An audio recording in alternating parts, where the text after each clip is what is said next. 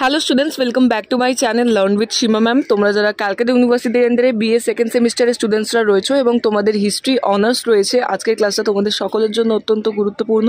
আমি আজ হিস্ট্রি অনার্সের ডিএসসিসি 2 পেপারের 5 মার্কসের একটা প্রশ্ন এবং তার উত্তর নিয়ে আলোচনা করব। তাহলে বুঝতেই পারছো তোমাদের জন্য কিন্তু আজকের ক্লাসটা গুরুত্বপূর্ণ। সো ভিডিও স্কিপ না করে সম্পূর্ণ দেখো এবং ভিডিও যদি ভালো লাগে তাহলে অবশ্যই লাইক করে চ্যানেলটিকে সাবস্ক্রাইব করো এরকম আরও ভিডিও পাওয়ার জন্য। তোমাদের বলে রাখি, তোমাদের কিন্তু সেকেন্ড সেমিস্টার হিস্ট্রি অনার্সদের ডিএসসিসি 2 পেপারের সমস্ত সাজেশন আমি অলরেডি পোস্ট করে দিয়েছি এবং তোমাদের কিন্তু টপিক্স 20 মার্কস কোয়েশ্চেনও আমি দিয়ে দিয়েছি। যারা এখনও সেই সমস্ত ভিডিওগুলো দেখোনি অবশ্যই চ্যানেলে ভিজিট করো। আমি এই ভিডিও ডেসক্রিপশনে সমস্ত লিঙ্ক শেয়ার করে দিচ্ছি, লিঙ্কে ক্লিক করে কিন্তু ভিডিওগুলো দেখে নাও। তোমাদের সাথে আরও কিছু ডিটেলস আমি শেয়ার করে দিই। আমি কিন্তু তোমাদের সেকেন্ড সেমিস্টারদের হিস্ট্রি অনার্সের অনলাইন কোচিং ক্লাসেস করিয়ে থাকি। সো সেকেন্ড সেমিস্টারে যে সমস্ত ছাত্রছাত্রীরা আছো এবং তোমাদের ইতিহাস অনার্স রয়েছে, তোমাদের বলে রাখি আমি কিন্তু তোমাদের অনলাইন কোচিং ক্লাসেস করাই। সো যারা যারা আমার কাছে পড়বে ভাবছো তারা সরাসরি যোগাযোগ করতে পারো। কন্ট্যাক্ট নাম্বার 9163713838, এই নম্বরে যোগাযোগ করে তোমরা কিন্তু অনলাইন ক্লাসে জয়েন করতে পারো। এবং তোমাদের বলে রাখি, তোমাদের কিন্তু এক্সাম প্রায় বলতে পারো চলেই এসছে। সো তোমাদের জন্য কিন্তু নোটসেরও ব্যবস্থা করা রয়েছে। যে সমস্ত স্টুডেন্টসরা ডিএসসিসি 2 পেপার বা সেক 2 পেপারের নোটস পারচেস করতে চাইছো, তোমাদের জন্য কিন্তু সাজেশন ওয়াইজ সমস্ত নোটস তৈরি করা রয়েছে। সেগুলো পড়ে গেলে তোমরা কিন্তু 100% কমন পাবে। তোমরা সাজেশনগুলো দেখো, যে সমস্ত সাজেশন পোস্ট করেছি প্রত্যেকটা প্রশ্ন ধরে ধরে তার কিন্তু উত্তর আমার কাছে পিডিএফ আকারে তৈরি করা রয়েছে। সো সেকেন্ড সেমিস্টারের ইতিহাস অনার্সের স্টুডেন্টসরা যারা যারা নোটস পারচেস করবে ভাবছো তারা কিন্তু সরাসরি যোগাযোগ করে নিতে পারো। কন্ট্যাক্ট নাম্বার তোমরা স্ক্রিনে দেখতে পাচ্ছ। ডিএসসিসি 2 পেপার এবং সেক 2 পেপারের কিন্তু সমস্ত নোটস বেঙ্গলি ইংলিশ বোথ ভার্সনে আমার কাছে তৈরি করা রয়েছে। বাকি ডিটেলসের জন্য এই নম্বরে কন্ট্যাক্ট করে কিন্তু তোমরা নোটসগুলো পারচেস করে নিতে পারো। চলে আসছি আজকের প্রশ্ন। দেখে নাও, প্রাচীন চীনের শাং আমলের রাজনৈতিক ইতিহাস আলোচনা করো। মার্কসের প্রশ্ন, উত্তর দেখে নাও। চীনে খ্রিস্টপূর্ব 16 শতাব্দী থেকে একাদশ শতাব্দী পর্যন্ত প্রায় 600 বছর ধরে শাং রাজবংশ রাজত্ব করেছিল। শাং রাজবংশের একটি লিখিত ইতিহাস ছিল। লিখিত বর্ণমালা এবং বর্ষপুঞ্জি আবিষ্কৃত হওয়ার ফলে শাং যুগের লিখিত ইতিহাসের অস্তিত্ব পাওয়া যায়।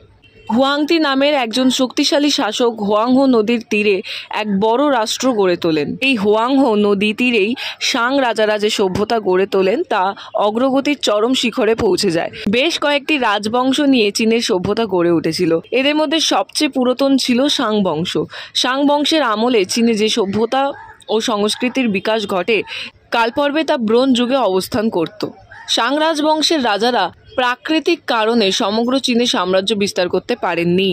তাদের রাজ্য দক্ষিণে হুয়াংহো নদীর উপত্যকা থেকে পূর্বে পার্বত্য সালটাং উপদ্বীপ পর্যন্ত বিস্তৃত ছিল। পশুর হাড়ে খোদিত চীনের প্রাচীন লিপিতে রাজাদের বংশতালিকা সম্পর্কে যে ধারণা পাওয়া গেছে তাতে শাং বংশের অবস্থান হিসেবে কোনো সংশয় অবকাশ নেই। এই লিপিযুক্ত হার পাওয়া গিয়েছে প্রাচীন শাং রাজধানী এনইয়াং অঞ্চলে। তারপর দেখো, হুয়াংহো নদীর তীরে এই সংস্কৃতি বরাবর ভয়ঙ্কর বন্যার মুখোমুখি হয়, তাই শাং রাজধানী স্থানান্তরিত করতে হয় 5 বার। তবে এনইয়াংই ছিল এই রাজবংশের মূল কেন্দ্র। মধ্য চীনের হুয়ান প্রদেশের ইনইয়াং শহরের কাছে আছে একটি প্রাচীন নগরের ধ্বংসাবশেষ। এটি বিশ্ববিখ্যাত ইন ধ্বংসাবশেষ নামে খ্যাত। খ্রিস্টপূর্ব 1400 অব্দে শাং বংশের রাজা ফাংকেং শাং বংশের রাজধানী শাংতং প্রদেশের খুফু থেকে এনইয়াংয়ে স্থানান্তরিত করেন।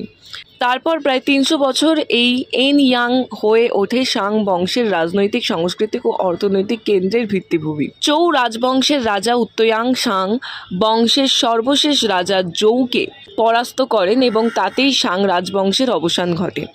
রাজধানী এনইয়াং ধ্বংসাবশেষে পরিণত হয়।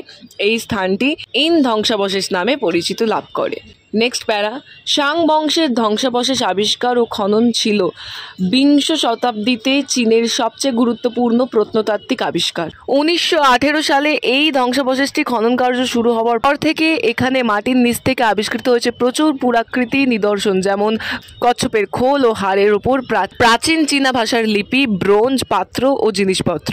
এর মধ্যে কচ্ছপের খোল ও হাড়ের ওপর লিখিত প্রাচীন ভাষার লিপি আবিষ্কার হলো বিশ্বের প্রত্নতাত্ত্বিক প্রত্নতত্ত্বের ইতিহাসে অন্যতম গুরুত্বপূর্ণ ঘটনা।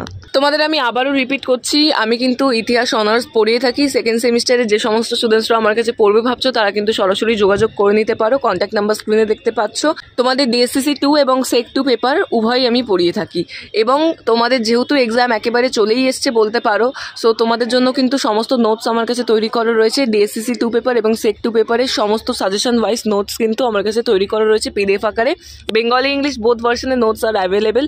সো যারা যারা নোটস পারচেস করতে ইন্টারেস্টেড তারাও কিন্তু স্ক্রিন দেওয়া নম্বরে যোগাযোগ করে সমস্ত নোটসগুলো পারচেস করে নিতে পারো। আসছি দেখো নেক্সট প্যারা। শাং রাজবংশের ইতিহাসের উপাদান। শাং অভিজাতরা বিশ্বাস করতেন যে বিশ্বের সবকিছু ঈশ্বরের দ্বারা নিয়ন্ত্রিত হয়।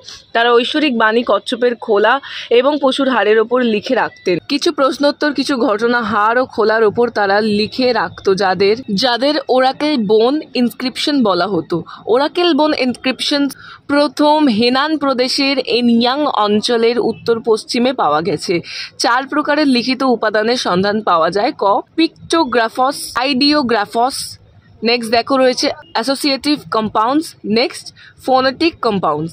ওই জাতীয় ওরাকেল বোন ইনস্ক্রিপশন থেকে জানা যায় যে শাংরা সময় ও কাল নির্ণয়ের জন্য চন্দ্র, বর্ষপঞ্জি ও সৌর বছর ব্যবহার করত। চীনারা 1 মাসে 30 দিন গণনা করত এবং 13 মাসে বছর গণনা করত। শাং ব্রোঞ্জ যুগের খোদাই কাজ ছিল গুরুত্বপূর্ণ ঐতিহাসিক উপাদান। জিনওয়েন বা জংডিংওয়েন নামক ব্রোঞ্জ লেখগুলি ছিল খুব গুরুত্বপূর্ণ। শাং যুগে কিছু ঐতিহাসিক বিষয় বাঁশ পাতার উপরে লিখিত হতো।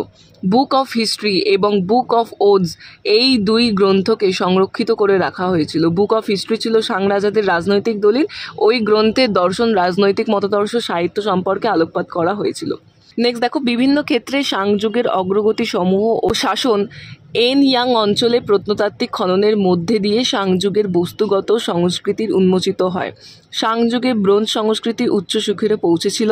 শাং যুগের লোকেরা মৃৎপাত্র ব্যবহার জানত। তারা লিখন পদ্ধতির উদ্ভাবন করে। রাষ্ট্রীয় কাঠামো তারা সুদৃঢ় রূপে প্রতিষ্ঠা করে। রাজা ছিলেন রিচ সর্বময় কর্তা, সেনাবাহিনীর প্রধান এবং প্রধান পুরোহিত। শাং রাজারা একটি সামরিক রাষ্ট্র প্রতিষ্ঠা করে, যদিও তারা সমগ্র চীনের সর্বময় কর্তা হতে পারেননি। শাং যুগের সেনাবাহিনী ছিল পার্শ্ববর্তী রাষ্ট্রসমূহের জন্য আতঙ্ক এবং এই রাজ্যকে প্রাচ্যের মহাভীতি বলে অভিহিত করা হতো। ব্রোঞ্জ যুগের সভ্যতা হওয়ায় শাংগণ ব্রোঞ্জের ফল বিশিষ্ট তীর, মাথার বর্ম, ধারালো অস্ত্র ও বাঁকা ধনুক ব্যবহার জানত। সো এই গেল তোমাদের 5 মার্কসের একটা প্রশ্ন ও তার উত্তরের বিস্তারিত আলোচনা। ভিডিও ভালো লেগে থাকলে অবশ্যই লাইক করে চ্যানেলটিকে সাবস্ক্রাইব করো এরকম আরও ভিডিও পাওয়ার জন্য।